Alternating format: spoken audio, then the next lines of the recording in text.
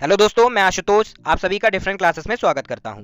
तो दोस्तों, जैसा कि आप सभी को पता है कि आपकी बायोलॉजी की एक नई यूनिट स्टार्ट हो गई है जिसका नाम है ह्यूमन फिजियोलॉजी यानी कि मानव मनोविज्ञान, जिसमें आपका रेस्पिरेटरी सिस्टम चल रहा था। उसका ये पार्ट 2 है। पार्ट 1 में मैंने इस चैप्टर के कुछ बेसिक कॉन्सेप्ट बताए थे, उसके बाद मैंने क्वेश्चनों को भी लगाया था।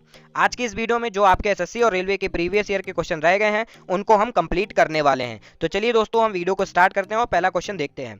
तो जैसा कि पहला प्रश्न हमारा दिया हुआ है कि फेफड़ों की कुल क्षमता होती है, तो दोस्तों बताइए फेफड़ों की कुल कितनी क्षमता होती है। चलिए हम बताते हैं। तो फेफड़ों की क्षमता जो होती है वो कितनी होती है, 5800 मिलीलीटर होती है, इसलिए ऑप्शन सी बिल्कुल सही हो जाएगा। चलिए अगला प्रश्न कि भोजन निकलते समय सांस मार्ग को बंद कौन कर देता है। देखिए हमारी बॉडी में गले में दो नलियां होती हैं, एक हमारी होती है सांस नली होती है और दूसरी होती है हमारी भोजन नली। तो जब हम भोजन निगलते हैं तो उस समय सांस नली को कौन बंद कर देता है, तो एपिग्लेटिस जो होती है वो सांस नली को बंद कर देती है, इसलिए ऑप्शन ए बिल्कुल सही हो जाएगा। चलिए अगला प्रश्न कि फेफड़ों में गैसों का आदान प्रदान किन के माध्यम से होता है। तो बताइए दोस्तों गैसों का आदान प्रदान किसके माध्यम से होता है। चलिए हम बताते हैं। इसका आदान प्रदान वायु कूपिकाओं के द्वारा होता है। किससे होता है, वायु कूपिकाओं के द्वारा होता है। अगला प्रश्न कि स्तनधारियों में श्वसन किसके द्वारा होता है। तो बताइए स्तनधारियों में श्वसन किसके द्वारा होता है। तो स्तनधारियों में श्वसन जो है वो फेफड़ों के द्वारा होता है। किसके द्वारा, फेफड़ों के द्वारा होता है, ये बात याद रखिएगा। और जो त्वचा में होता है श्वसन, वो जैसे कि हमारे स्नेक हो गए और बाकी के जो रेंगने वाले हो गए उनका किसमें होता है, त्वचा में होता है। चलिए अब और एक ऑप्शन दिया हुआ है क्लोम, ये क्या होते हैं, गिल्स होती हैं, मछलियों में होता है। चलिए अगला प्रश्न अगला दिया हुआ है कि मनुष्य में दायां फेफड़ा कितने पिंडों में विभाजित होता है। तो दोस्तों हम बता दें आपका दायां फेफड़ा जो है वो कितने पिंडों में विभाजित होता है। यह 3 पिंडों में विभाजित होता है। अगला प्रश्न कि फेफड़ों की सुरक्षा हेतु इनके ऊपर कौन सी झिल्ली का आवरण बना होता है। तो दोस्तों जैसा कि हमने कल आपको बताया था कि फेफड़ों के ऊपर जो कौन सी एक झिल्ली लगी होती है जिसको हम फुफ्फुस झिल्ली कहते हैं, वो किसी बने होती है। तो हम बात करें तो वो प्लूरा झिल्ली कहलाती है। क्या कहलाती है, प्लूरा झिल्ली कहलाती है। चलिए अगला प्रश्न अगला दिया हुआ है कि किसके ऑक्सीकरण के द्वारा उत्पन्न ऊर्जा को श्वसन कहा जाता है। तो दोस्तों हमने आपको कल बताया था कि जो किसका ऑक्सीकरण होता है, ग्लूकोज का ऑक्सीकरण होता है। किसका होता है, ग्लूकोज का ऑक्सीकरण होता है। बताया था हमने क्या था, C6H12 और O6 था हमारा, ये क्या था, ग्लूकोज, इसी का ऑक्सीकरण होता है और हमको ऊर्जा प्राप्त होती है ATP के फॉर्म में। अगला प्रश्न दोस्तों देखने से पहले अगर आपने अभी तक हमारे टेलीग्राम ग्रुप को नहीं ज्वाइन किया है प्लीज ज्वाइन कर लीजिए, उसके लिंक नीचे डिस्क्रिप्शन बॉक्स में है, ताकि आप सभी को ये PDF सारी एक साथ प्रोवाइड हो सके। चलिए आगे देखते हैं। तो अगला प्रश्न हमारा दिया हुआ है कि एम्फीसेमा बीमारी का संबंध किससे होता है। तो बताइए एम्फीसेमा बीमारी का संबंध किससे होता है। तो ये होता है फेफड़ों से, इसलिए ऑप्शन सी बिल्कुल सही हो जाएगा। अगला प्रश्न देखते हैं। अगला दिया हुआ है कि श्वसन की क्रिया में वायु के कौन से घटक मात्रा में कोई परिवर्तन नहीं होता।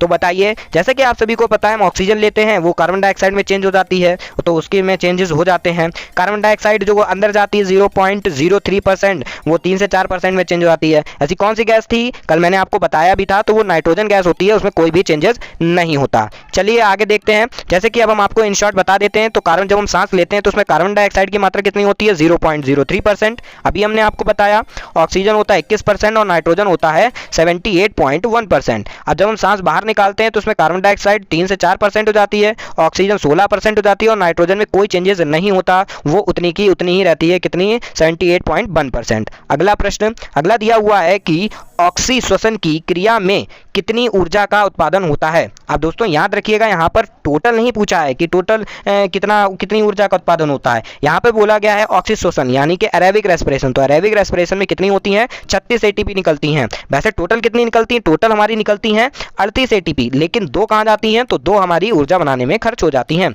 अगला हमारा प्रश्न दिया हुआ है कि जब ऑक्सी श्वसन की क्रिया जीवाणुओं और कवक में होती है तो उसे क्या कहते हैं। अब बताइए, जीवाणुओं कवक में यही अनॉक्सी श्वसन होता है तो उसको हम किण्वन कहते हैं, इसलिए ऑप्शन ए बिल्कुल सही हो जाएगा। अगला दिया हुआ है कि ऑक्सी श्वसन की क्रिया कोशिका के किस भाग के अंदर संपन्न होती है। तो दोस्तों ये क्रिया जो है वो किसके अंदर होती है, कोशिका द्रव्य और माइटोकॉन्ड्रिया के अंदर होती है। अगला प्रश्न अगला दिया हुआ है क्रिप्स चक्र की क्रिया किसके अंदर संपन्न होती है। तो क्रिप्स चक्र की क्रिया भी कहाँ होती है, माइटोकॉन्ड्रिया होती है। अब ये क्रिप्स चक्र क्या है, तो ये ग्लाइकोलाइसिस जब होता है तो उससे पायरुविक एसिड बनने की प्रक्रिया ही क्या कहलाती है, क्रिप्स चक्र कहलाता है।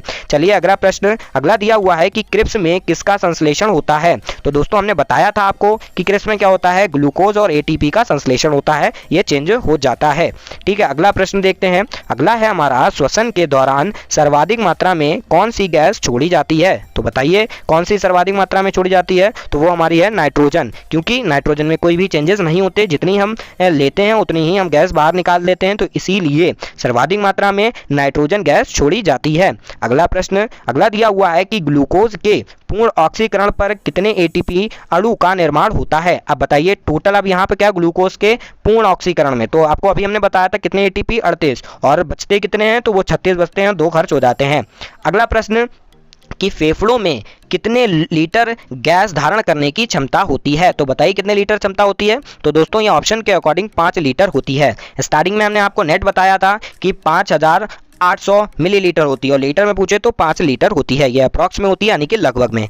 अगला प्रश्न दिया हुआ है कि कोशिकीय श्वसन कोशिकाओं के अंदर कितने चक्रों में पूरा होता है। तो बताइए कितने चक्रों में पूरा होता है। तो ये पूरा होता है हमारा 2 चक्रों में। कितने चक्रों में पूरा होता है, 2, इसलिए ऑप्शन ए बिल्कुल सही हो जाएगा। अगला क्या दिया हुआ है कि शरीर में हीमोग्लोबिन का कार्य क्या होता है। तो बताइए शरीर में हीमोग्लोबिन का कार्य क्या होता है। तो हीमोग्लोबिन क्या करता है, ऑक्सीजन का परिवहन करता है, यानी कि एक जगह से दूसरी जगह ले जाता है। चलिए अगला प्रश्न कि सामान्य मनुष्य में विश्राम अवस्था में ज्वारीय आयतन होता है। तो सामान्य मनुष्य में ज्वारीय आयतन जो है वो 0.5 लीटर होता है। बहुत ही महत्वपूर्ण प्रश्न है, याद रखिएगा। दोस्तों अभी तक अगर आपको हमारा वीडियो अच्छा लगा हो तो प्लीज लाइक कीजिए और कमेंट कीजिए, उस वीडियो को शेयर कीजिए और हमारे चैनल को सब्सक्राइब कीजिए, ताकि आपको ऐसे ही चैप्टर विद कॉन्सेप्ट और एमसीक्यू के थ्रू कवर कराए जा सकें। चलिए आगे देखते हैं। अगला प्रश्न दिया हुआ है कि फेफड़ों में श्वसन नली की शाखा का अंतिम भाग है। तो अंतिम भाग कौन सा होता है, वायु कूपिकाएं होती हैं, इसलिए ऑप्शन बी बिल्कुल सही हो जाएगा। अगला दिया हुआ है कि श्वसन में प्रयुक्त ऊर्जा है।